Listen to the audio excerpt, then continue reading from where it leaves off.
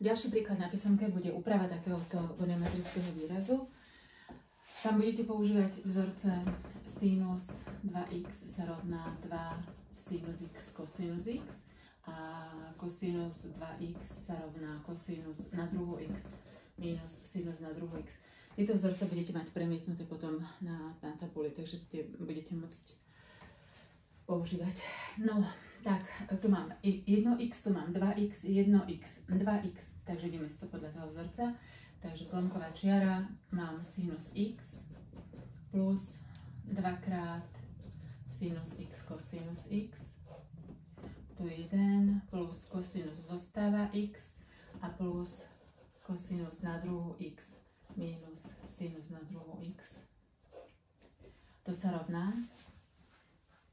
No, tu musíte vidieť, že toto tu je ďalší vzorec a to je, že 1 minus sinus na druhú x sa rovná cosinus na druhú x. Ten budete mať tiež na tabuli. Takže čitateľ odpíšem, ale mohla by som si tam vybrať sinus pred zatvorku už. Takže sinus x. Keď si vyberiem z tohto člena sinus, tak mi tam zostane jednotka. Plus odtiaľto z tohto člena sinus pred zatvorku, tak mi zostane 2 cosinus x. Lomeno a tu dostanem, toto bude cosinus na druhú x plus cosinus na druhú x bude 2 cosinus na druhú x a toto cosinus x mi tam ešte ostane, takže cosinus x krát cosinus x to je plus 2 krát cosinus na druhú x sa rovná. Tu z týchto členov z jedného aj z druhého si tiež môžem vybrať pre zatvorku cosinus x. Čitateľ odpíšeme.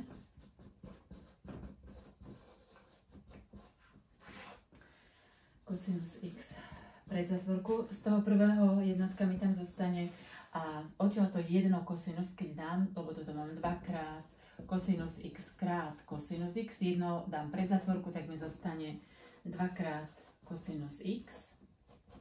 To sa rovná. Teraz podmienky sme nebudeme stanovovať tu. Toto sa zjednoduší, dostaneme sinus lomeno cosinus, to znamená, je to tangens x. Dobre?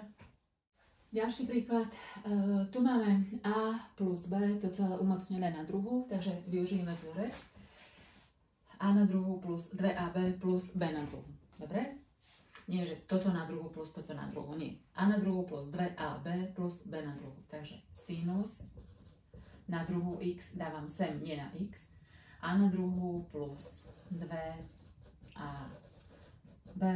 plus b na druhú, dávam na druhú cosinus, nie nad x. A ešte minus jednotka.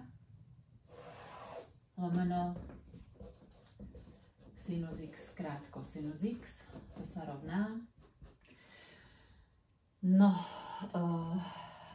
sinus na druhú x plus cosinus na druhú x, to sa rovná 1 a 1 minus 1 je 0. Takže v čitateľi by zostalo 2 sinus x krát cosinus x, len tento člen. V menovateľi mám krásne sinus x, cosinus x. Toto s týmto a rovná sa 2. Takto pekne. Ešte tu som nedala, že sinus na druhú x plus cosinus na druhú x sa rovná 1.